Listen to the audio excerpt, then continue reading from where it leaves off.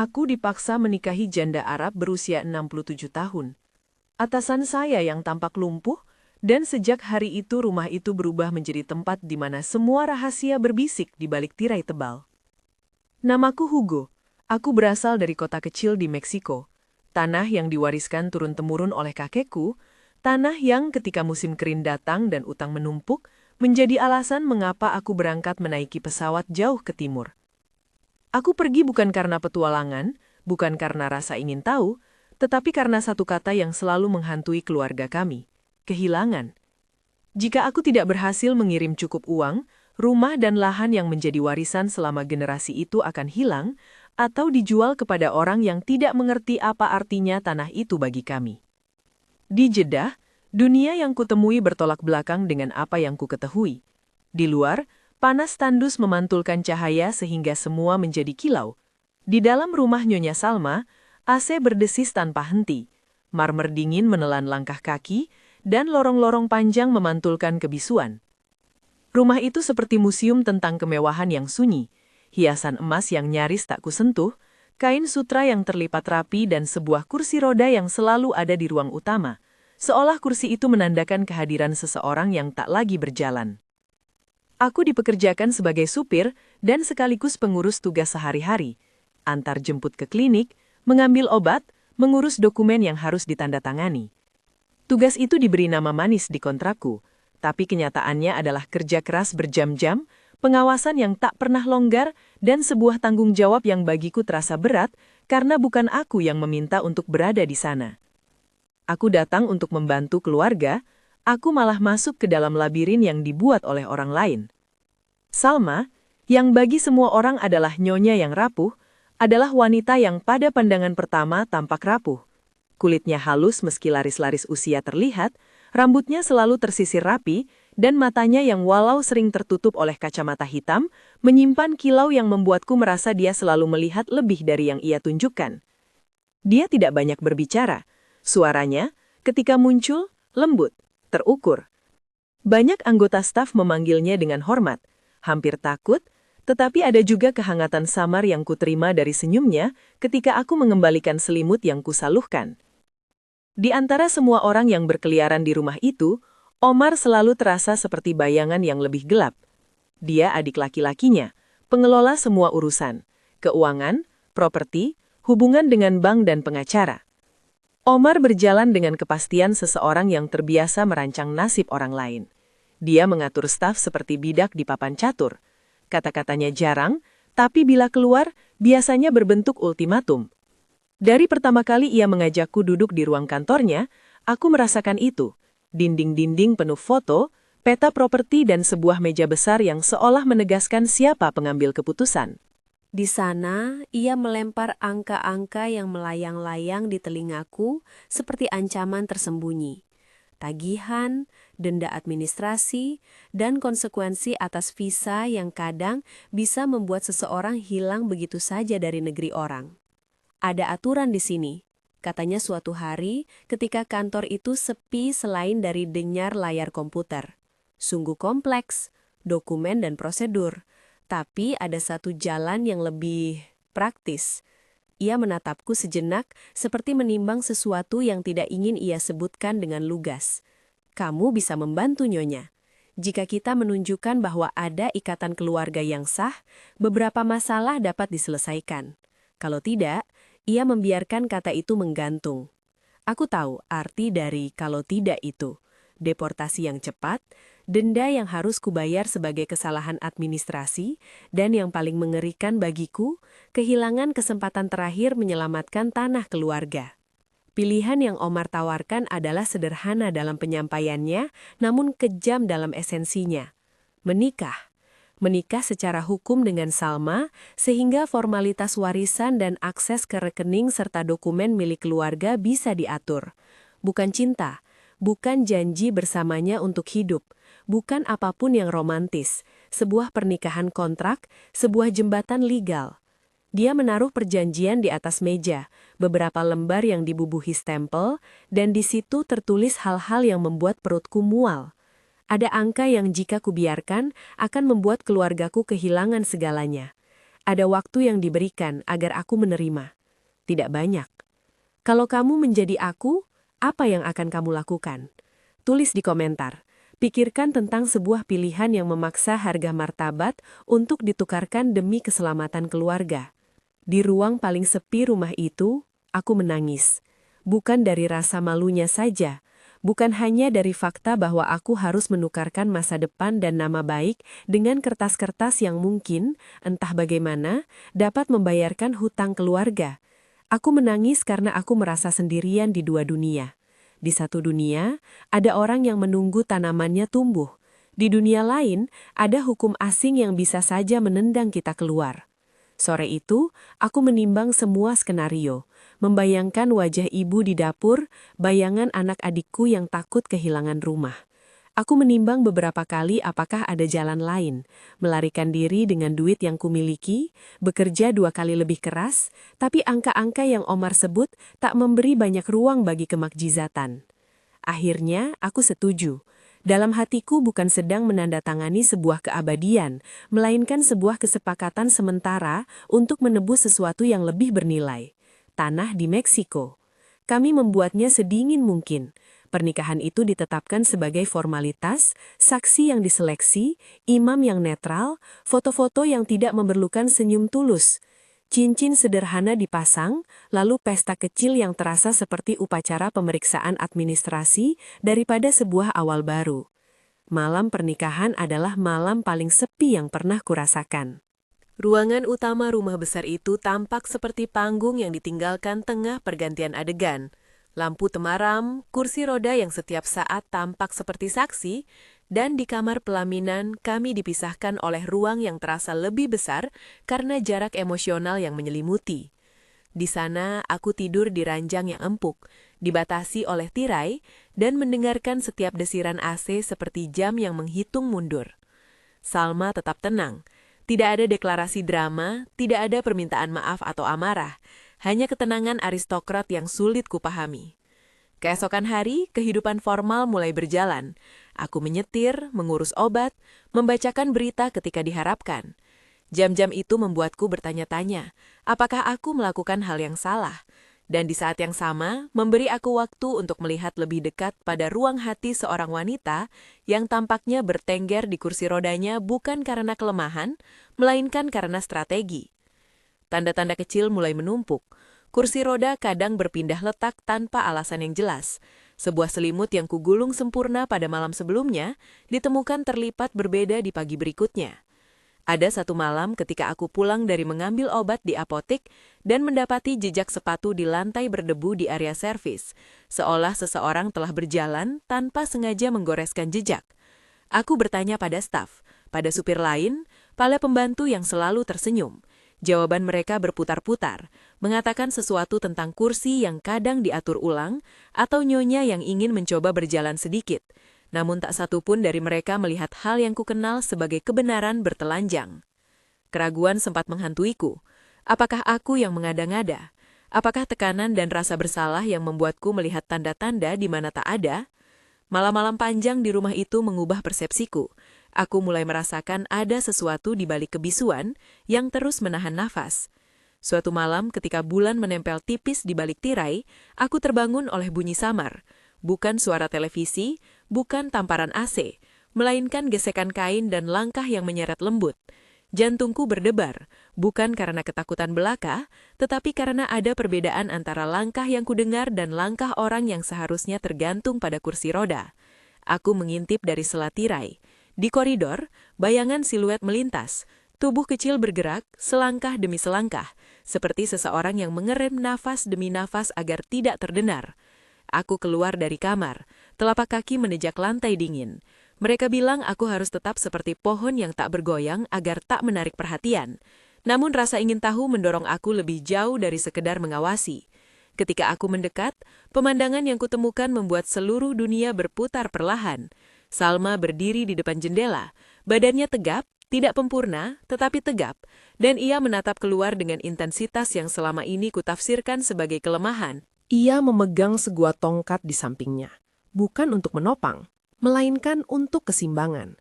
Ia menoleh, melihatku, Dan di mata itu ada sesuatu yang selama ini bersembunyi. Ketegasan dan sedikit kegembiraan yang jarang terlihat di rumah itu.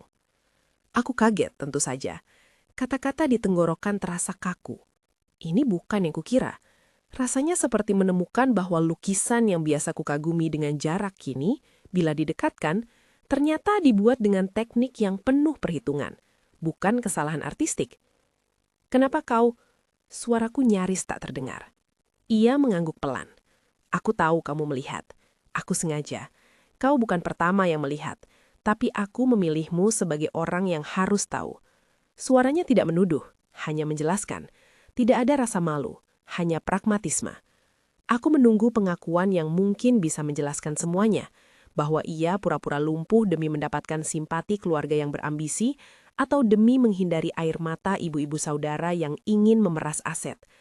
Tetapi Salma bicara bukan tentang manipulasi untuk keuntungan semata. Ia bicara tentang perlindungan. Aku memilih jalan ini karena orang seperti Omar belajar menaruh tangan mereka dimanapun ada celah. Katanya menunjuk ke koridor tempat foto-foto keluarga tergantung rapi. Ketika aku terlihat lemah, mereka meremehkan. Mereka lupa ada kepala yang mampu berpikir di balik senyum ini. Mereka lupa bahwa sebuah legenda tentang nyonya yang rapuh dapat lebih efektif daripada perang langsung. Aku menatapnya. Ada sesuatu yang diakui di sana. Bukan kebohongan yang dibuat untuk mencuri, melainkan sebuah strategi bertahan.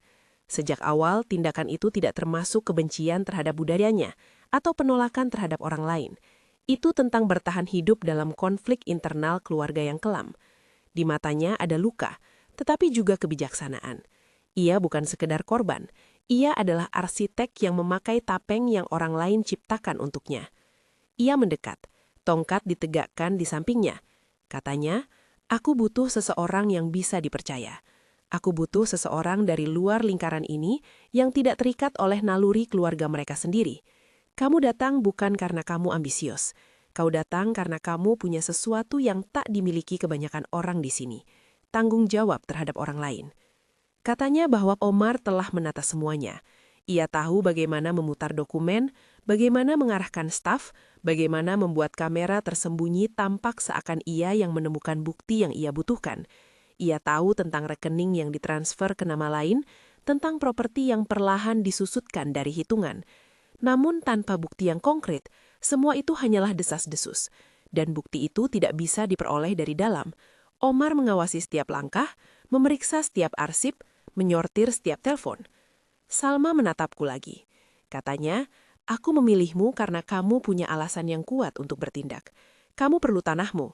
Jika kita bisa membuktikan niat jahat Omar, maka bukan hanya kamu yang akan menang. Ini akan menghentikannya. Nada suaranya tidak manis. Ia seperti menawarkan alat, bukan janji.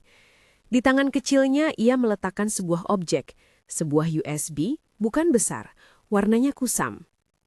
Di sini ada beberapa dokumen yang mungkin membantu, tapi kami perlu sesuatu yang lebih meyakinkan, suatu hal yang tak bisa ia bantah. Ikatan baru tiba-tiba terasa. Aku, yang datang sebagai pekerja yang putus asa, sekarang berdiri di tengah sebuah permainan yang lebih besar. Aliansi dengan seorang wanita yang mampu berdiri meskipun seluruh dunia menganggapnya tak mampu. Di kepalaku segalanya menjadi lebih rumit. Pilihan yang aku buat bukan lagi sekedar untuk menyelamatkan tanah, tetapi juga mengenai siapa aku sekarang. Aku bisa tetap menempel pada perantawanan yang dipaksa, atau aku bisa menjadi bagian dari rencana yang mungkin, walau dengan risiko besar, mengubah nasib kita berdua. Kami mulai merancang kode-kode kecil, sinyal sederhana yang membuat komunikasi menjadi aman. 2 kali ketukan di meja berarti ada orang. 3 kali berarti aman. Sebuah buku di rak yang dibuka pada halaman tertentu menjadi tanda bahwa Salma ingin bicara. Secara pribadi, cincin yang kuberikan saat pernikahan, cincin itu kini bukan hanya simbol formalitas, ia menjadi pesan yang terselubung. Dalam 1 minggu, hal-hal kecil ini membuat kami saling memahami tanpa harus berbisik keras. Rencana awal sederhana, dapatkan bukti bahwa Omar mengancamku dan catat bukti tentang transaksi yang mencurigakan. Bukti pertama yang aku butuhkan adalah sesuatu yang konkret, rekaman audio atau video ketika Omar mengakui rencananya atau setidaknya menunjuk pada nama orang yang mengambil alih aset. Aku juga harus menyalin dokumen-dokumen yang menunjukkan aliran uang.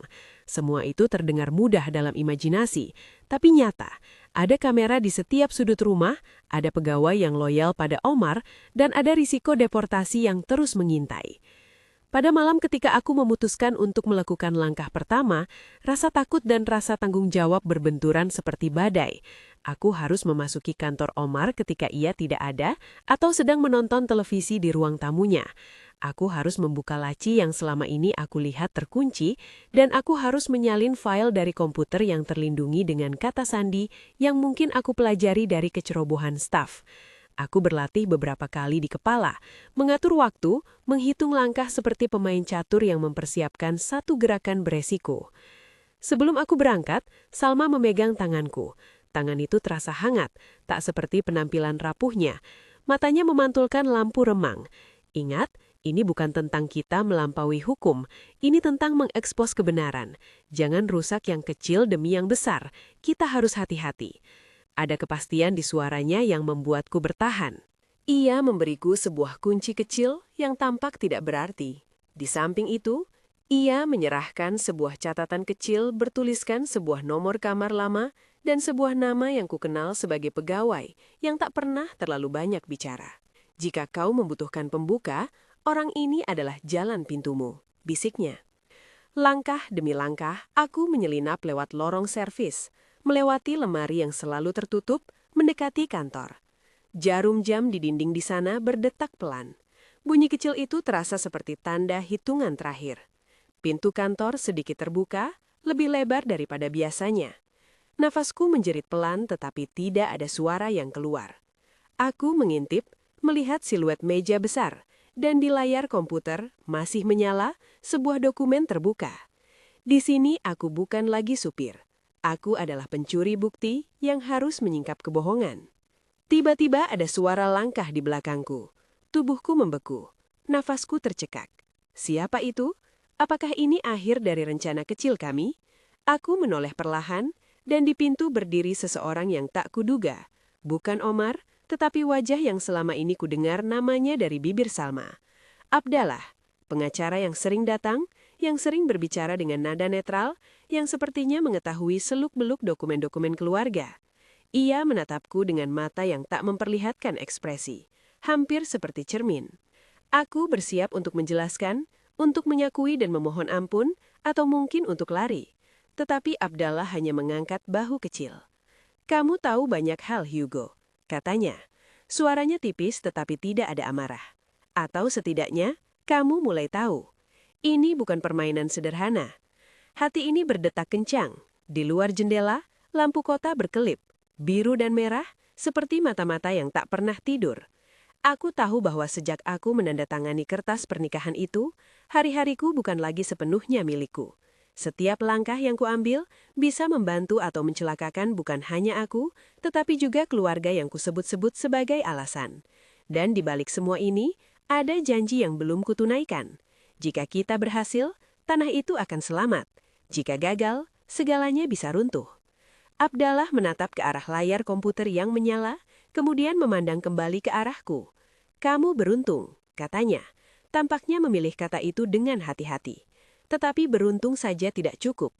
Itu adalah titik di mana aku menyadari bahwa pernikahan palsu yang kufikirkan hanyalah satu potong dari permainan yang jauh lebih rumit.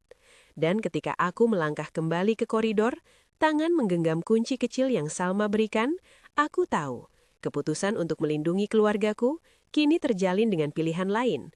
Pilihan untuk menjadi bagian dari sesuatu yang besar, berbahaya dan tidak pasti. Aku melangkah dengan hati-hati. Mengetahui bahwa pada setiap tikungan, mungkin ada mata yang mengintai, dan pada setiap bisikan, mungkin ada konspirasi yang lebih dalam. Aku berdiri di ambang pintu memegang USB yang mungkin menyimpan kunci. Nafasku tertahan. Langkah terakhir untuk mengambil bukti pertama itu tidak akan mudah. Aku mendengarkan detak jam. Di luar, suatu kendaraan berhenti, lalu pergi. Di dalam rumah, segala sesuatu tampak menunggu. Aku menundukkan kepalaku sejenak, menaruh tangan di dada, merasakan detak yang tak lagi hanya untukku sendiri. Di sana, di ruang itu, aku memutuskan untuk melangkah. Aku menatap Abdallah lebih lama dari yang kuanggap sopan. Di wajahnya tidak ada drama, Hanya ketenangan yang mengingatkanku pada dokter yang tahu kapan mengambil keputusan sulit. Kamu harus ingat, katanya pelan, bahwa apa yang kita lakukan sekarang bisa menyakiti banyak orang, tetapi juga bisa menghentikan sesuatu yang jauh lebih buruk. Ia berdiri di ambang pintu kantor. Bayangan lampu meja menoreh garis-garis di pipinya. Aku akan membantu secara hukum, tapi kamu harus melakukan sisanya. Kata-katanya sederhana, dan itu saja yang ku ketahui.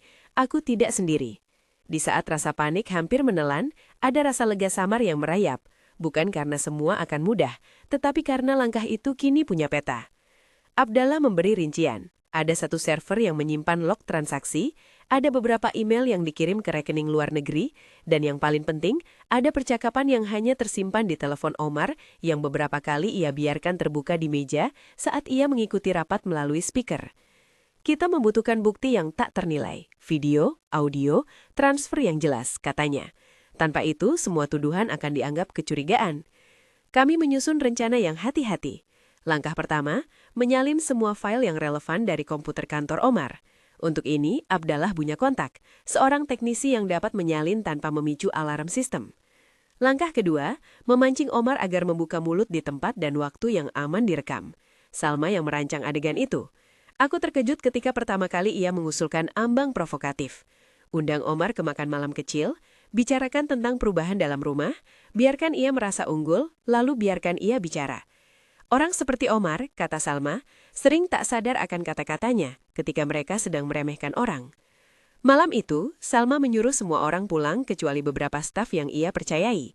Dapur menyediakan hidangan sederhana, bukan kemewahan yang biasa memenuhi meja, tetapi makanan yang membuat semua terasa akrab. Aku mengenakan pakaian yang lebih rapi daripada biasanya. Di tanganku, cincin yang kuberikan bergetar pelan setiap kali aku berpikir bahwa ini adalah segala sesuatu yang aku pertaruhkan. Omar datang dengan langkah kepastian yang biasa ia tunjukkan. Senyum tipis, mata yang mengukur. Ia duduk, menaruh tangan di meja, dan mulai berbicara tentang urusan. Ia menyinggung bagaimana beberapa properti harus dipindahkan demi kepentingan keluarga. Bagaimana orang yang lemah dapat dipinggirkan demi kebaikan yang lebih besar. Ia tidak menyadari bahwa Abdallah menyalakan perekam telepon di saku jaketnya. Atau bahwa sebuah perangkat kecil yang tersembunyi di vas bunga di sudut mengambil setiap kata. Sungguh, mendengarkan kata-katanya adalah rasa sakit yang aneh, seolah membiarkan ular berbicara tentang kebun yang sedang ia racuni.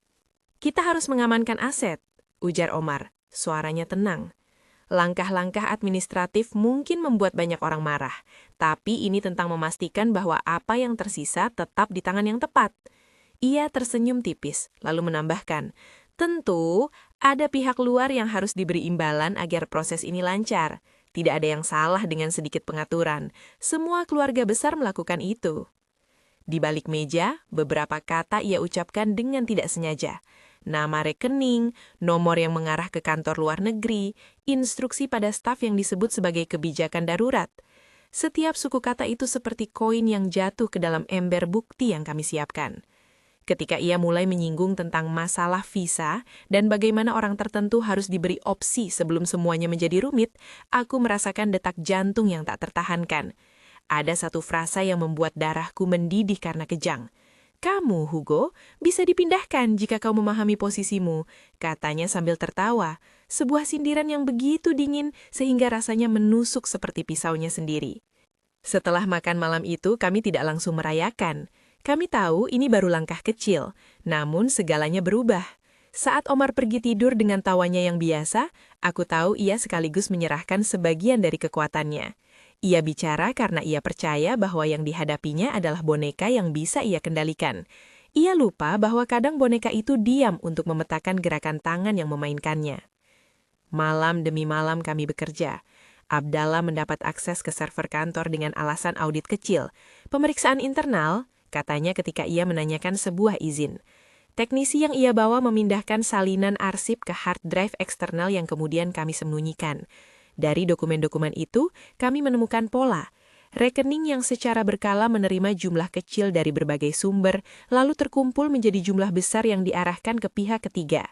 Ada pula korespondensi singkat yang menunjukkan seorang pegawai bank yang membantu memfasilitasi transfer dengan istilah hukum yang samar. Tidak ada nama langsung yang mudah ditunjukkan, tetapi cukup titik-titik untuk disambungkan. Sementara itu, Salma melakukan bagian paling berbahaya. Ia terus tampil sebagai wanita lemah di depan rumah, membiarkan Omar merasa aman. Beberapa kali ia sengaja memperlihatkan kelelahan, bergantung pada kursi roda, mengeluhkan rasa sakit pada lutut yang menurutnya tak lagi sama. Ia berjalan dengan bantuan tongkat di beberapa kamar, cukup untuk meyakinkan staf yang telah lama terbentuk cara melihatnya. Di luar, hanya aku dan Abdallah yang tahu bahwa di malam-malam tertentu, ia mengajak beberapa orang ke ruang baca, memeriksa kwitansi, menandai halaman-halaman yang menunjukkan kejanggalan, dan kadang ia memanggil orang tertentu secara tiba-tiba untuk menanyakan hal-hal yang membuat mereka gugup. Ada hal lain yang membuat langkah kami lebih beresiko. Omar mulai berubah. Ia merasa ada sesuatu yang merayunya. Ia mengurangi jumlah staf yang dipercaya.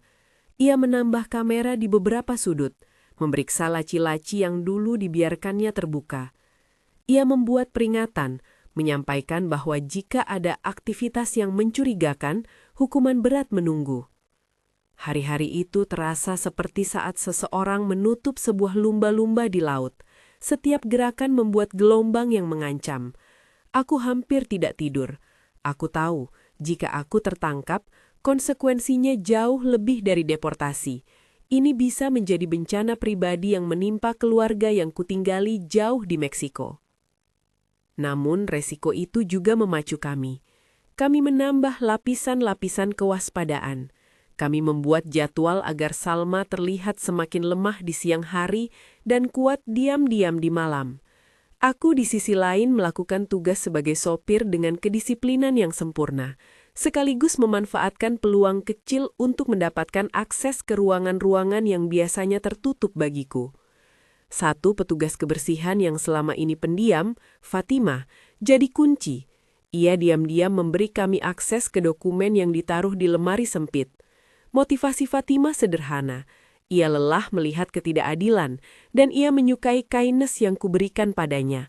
Ia melihat aku berbeda dari orang-orang yang berlalu lalang.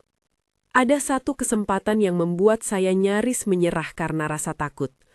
Omar menuntut aku datang ke ruang kerjanya tanpa alasan yang jelas, dan di sana ia menatapku dengan dingin. Kamu terlalu banyak bergerak akhir-akhir ini. Aku tahu, ada yang kau rencanakan. Ia mencondong ke bawah, menatap ke mataku. Tangannya menyentuh tumpukan dokumen di meja. Ingat Hugo, kamu bukan bagian dari keluarga. Kamu harus tahu tempatmu. Ia menambahkan kata-kata yang membuat badanku gemetar. Satu langkah salah, dan kita tahu siapa yang harus disalahkan. Aku kembali ke kamarku malam itu dengan kepala yang berat. Ada rasa malu yang menempel. Aku telah menyusup, mencuri, mengkhianati, semua demi rumah yang mungkin akan tetap lenyap. Tetapi di pagi berikutnya, ketika aku menyisir rambutku, aku mendengar ketukan lembut di bawah pintu. Sebuah amplop kecil diletakkan tanpa suara, dan di dalamnya ada foto pertemuan Omar dengan seorang pria asing di sebuah kafe. Pria itu tampak memberikan amplop tebal. Foto-foto itu diambil oleh Fatimah. Tangan yang kukenal jadi lebih dari sekedar pegawai. Mereka menjadi pasukan kecil yang membantu menyusun keadilan. Hari konfrontasi kami rencanakan seperti ini. Sebuah pertemuan keluarga kecil di mana Salma tampak lemah, namun beringinan untuk menyusun ulang manajemen.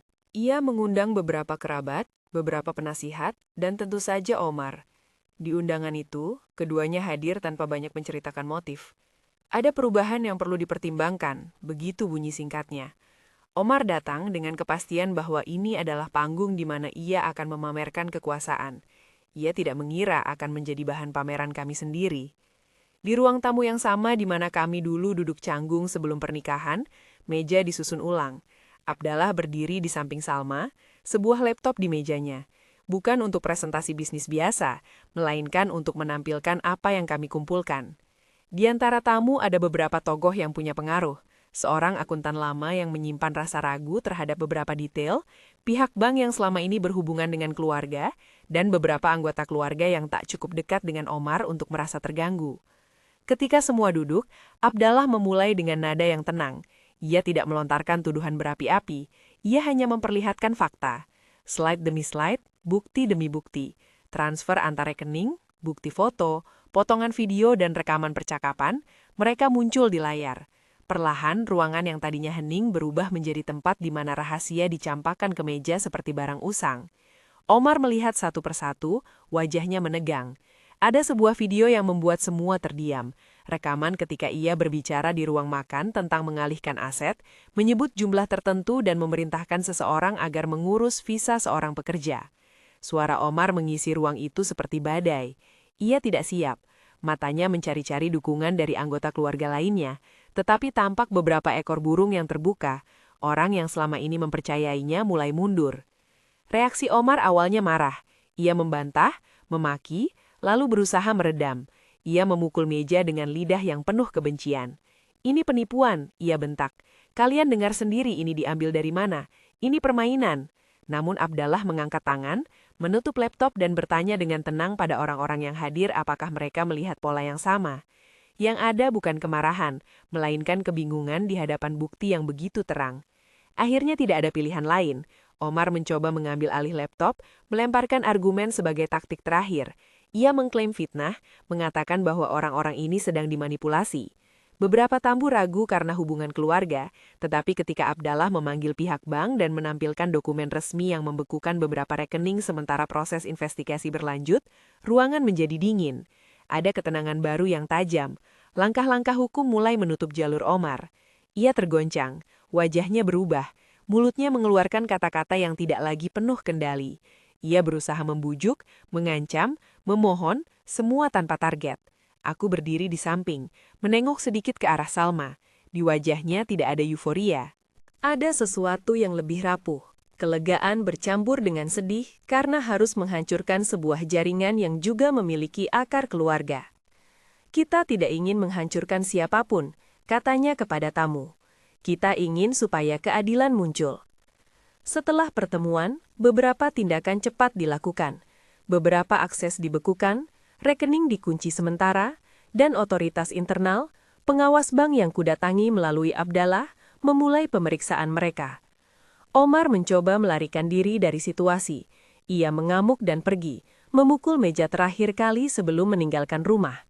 Ia menyumpah, mengancam, tetapi gerakannya kini terbatas. Nama dan wajahnya berada di tengah bukti yang tak lagi gampang ditutup. Konsekuensi tidak segera menyelesaikan segalanya. Ada proses panjang yang menunggu, panggilan surat, wawancara, bahkan beberapa ancaman hukum balik. Namun momentum sudah berpihak pada kami. Dengan konten digital, dokumen resmi dan saksi, kami menempatkan fakta-fakta di meja yang tidak mungkin diabaikan. Omar mencoba memermainkan orang-orang di sekitarnya dengan janji-janji manis, tetapi banyak yang mulai jemu pada caranya yang selalu menggeliat lipat untuk mendapatkan keuntungan. Perlahan, teman-teman dekatnya mundur, lalu tersisa ia sendiri. Ada malam ketika aku duduk sendiri di balkon, menatap lampu kota yang memantul di teluk. Aku teringat ayahku di Meksiko, memegang tanah yang belum pernah kukatakan betapa aku takut kehilangannya. Aku membayangkan wajah ibu yang menunggu kabar. Di sana aku sadar satu hal, tindakan kita bukan hanya soal uang atau tanah. Ini tentang mengembalikan martabat yang direnggut oleh intrik. Aku menarik nafas dalam-dalam dan merasakan sesuatu yang belum pernah kurasakan sejak pertama kali mendarat di sini. Harapan. Ketika keadaan mulai tenang, perubahan kecil muncul dalam rumah itu. Salma yang semula hadir seperti patung yang dijaga, mulai muncul di ruang tamu tanpa kursi roda di siang hari. Tapi ia tidak melakukannya untuk pamer. Ia berjalan lambat, pelan, menantang anggapan-anggapan. Orang-orang yang dulu memandangnya dengan kasihan, kini memandang dengan kebingungan. Lalu hormat ketika mereka menyadari bahwa yang mereka kira lemah ternyata kuat. Diamnya sejak hari itu bukanlah kelemahan, bisik seseorang padaku suatu sore. Itu pilihan. Dalam kontemplasi itu, aku pun menerima nikmat yang tak ternilai. Salma memenuhi janjinya. Ia mengirimkan transfer yang cukup besar untuk menjamin kepemilikan tanah keluargaku.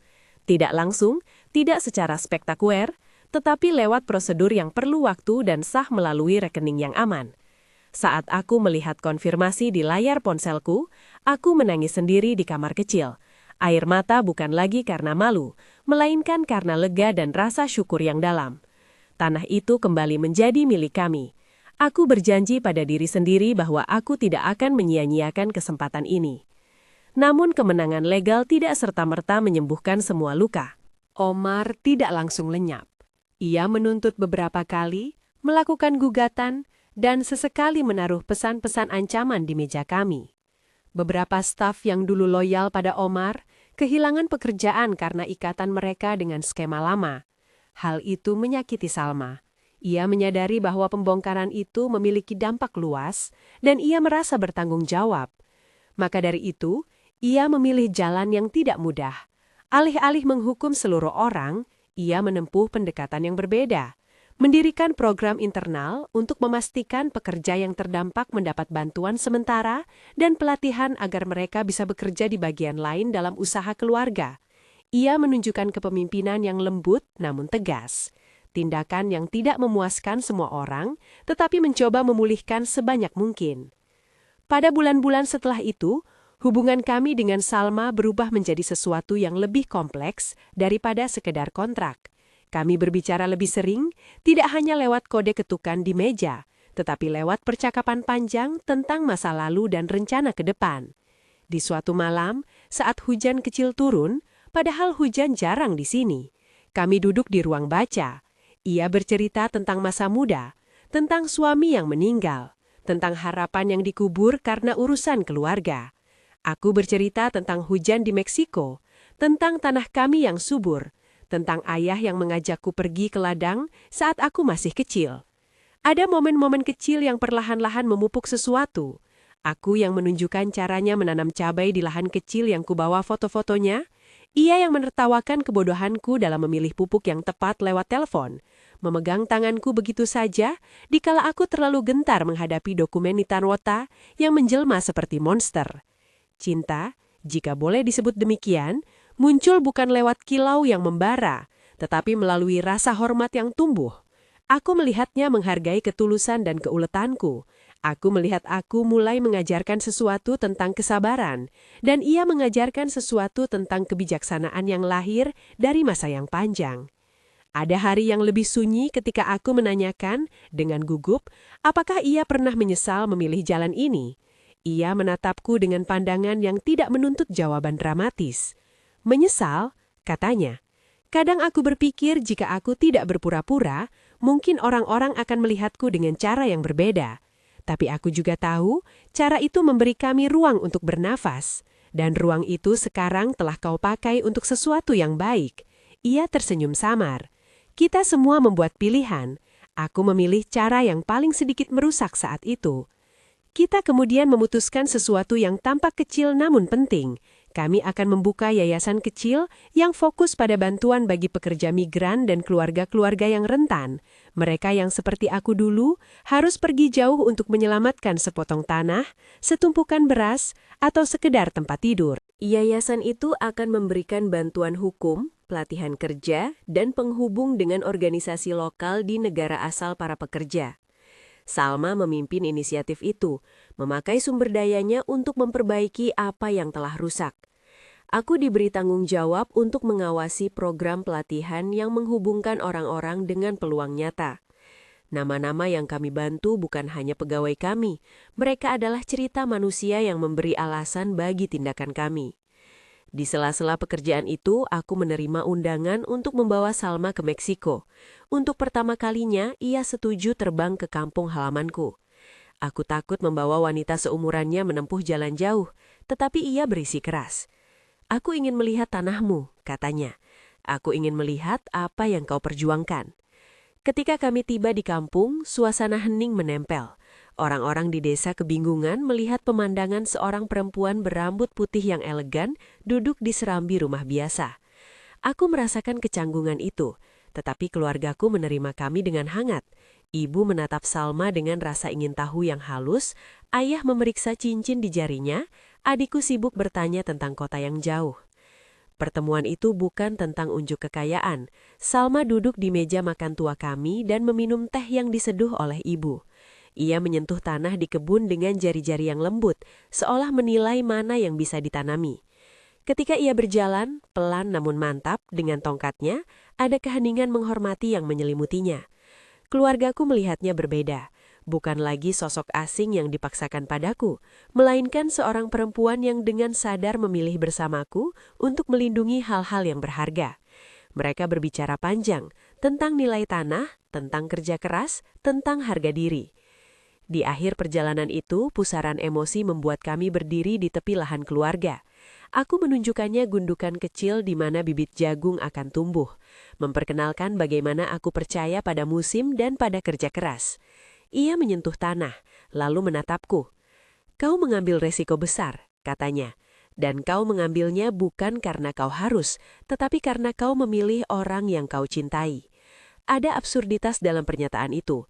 Ia yang dulu tampak tak memiliki pilihan, kini berkata pada orang yang dipaksa memilih. Ada tangisan kecil di mataku. Aku memeluknya tanpa peduli siapa sedang melihat. Kembali ke rumah, kehidupan kami berubah lagi menjadi rutinitas yang baru.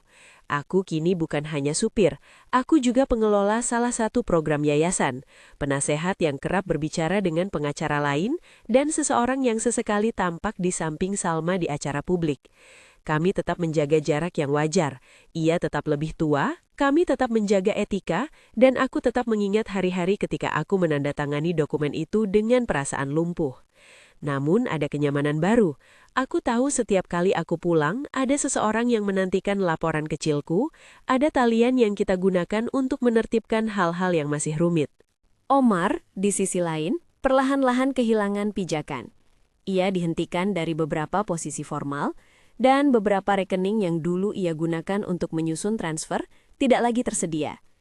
Ia mencoba menyerang balik lewat proses hukum, menyampaikan pernyataan yang mengguncang, tetapi bukti-bukti yang ada tidak mudah dibantah. Ada berita, gosip, dan bisik-bisik. Namanya disebut-sebut bukan sebagai pemimpin keluarga, tetapi sebagai contoh bagaimana keserakahan bisa merusak orang dari dalam.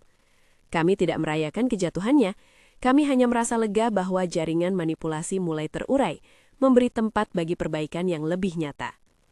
Beberapa tahun kemudian, ketika beberapa jalan yang dulu kami lalui terasa lebih samar, aku duduk kembali di balkon yang menghadap ke teluk. Salma tidak banyak bicara, ia sering memilih diam. Namun diamnya bukan ketiadaan, itu adalah keputusan yang dalam. Rambutnya semakin putih, langkahnya semakin pelan, tetapi tatapannya tetap seperti dulu, tajam, penuh perhitungan, dan sekaligus lembut. Kadang ia menatapku dan menggerakkan bibirnya tanpa suara. Aku mengerti. Ia sedang mengungkapkan sesuatu tanpa kata-kata. Di dalam rumah, kursi roda yang dulu selalu berada di ruang utama, kini ditempatkan di sebuah sudut seperti artefak masa lalu. Ia dipakai kadang-kadang untuk rasa keamanan, bukan untuk menutupi kelemahan. Ketika aku melewatinya, kupandang sejenak dan mengingat malam-malam aku menemukan jejak sepatu di lantai. Kursi itu yang pernah menjadi simbol kebohongan, kini menjadi saksi akan sebuah permainan yang berakhir. Kursi itu diam, seperti banyak hal di sekitar kita yang akhirnya memilih berdiam untuk menyimpan rahasia yang lebih besar. Ketika aku menceritakan kisah ini, aku sering bertanya pada diriku sendiri, apakah aku menukar martabat demi keselamatan? Mungkinkah ada jalan lain yang lebih mulia? Jawabannya tak pernah sederhana. Ada rasa malu yang akan selalu menempel ketika aku mengingat dokumen yang kuberikan tanda tangan. Ada pula rasa terima kasih yang menebal karena pilihan itu menyelamatkan lebih dari sekedar tanah. Ia menyelamatkan orang-orang yang bergantung padaku. Pilihan-pilihan sulit itu bukan heroik dalam arti puitis. Mereka adalah keputusan pragmatis yang diambil di bawah tekanan. Salma tetap diam sejak hari itu, bukan karena ia tak punya suara, tetapi karena ia memilih bagaimana suara itu digunakan. Di banyak kesempatan, ia menyerahkan pengeras suara pada pengacara, pada organisasi yang kami dirikan, atau pada aku ketika aku berbicara tentang tanah di Meksiko. Diamnya adalah tentang memberi ruang, tentang membiarkan tindakan berbicara lebih nyaring daripada kata-kata. Aku belajar dari diam itu, bagaimana menjadi lebih arif, bagaimana menghargai keputusan yang tampak keras, namun adil. Aku menutup kisah ini bukan untuk menutup rapat-rapat semua luka, tetapi untuk menunjukkan bahwa kehidupan jarang sekali lurus. Ada kebohongan yang digunakan sebagai tameng, dan ada kebenaran yang membutuhkan waktu untuk muncul. Ada pria muda dari Meksiko yang pernah merasa sangat kecil di negeri asing. Dan ada seorang wanita berumur yang berpura-pura lemah agar orang lain menyepelekan kekuatannya. Di tengah mereka, sebuah kontrak yang dipaksakan berubah menjadi aliansi, lalu menjadi tanggung jawab bersama, dan di ujungnya menjadi sesuatu yang menyerupai kasih sayang. Jika kamu sampai di akhir cerita ini, tulis keberanian di komentar. Jika cerita ini menggerakkan sesuatu di dalam dirimu, ingatlah bahwa keberanian terkadang bukan tentang berteriak paling keras, melainkan tentang memilih jalan yang mungkin dipandang memalukan demi melindungi orang yang kita cintai. Jika kamu suka cerita seperti ini, like dan subscribe agar kita bisa berbagi kisah-kisah lain tentang pilihan, harga diri, dan bagaimana kadang-kadang kebenaran muncul dari tempat yang paling tak terduga.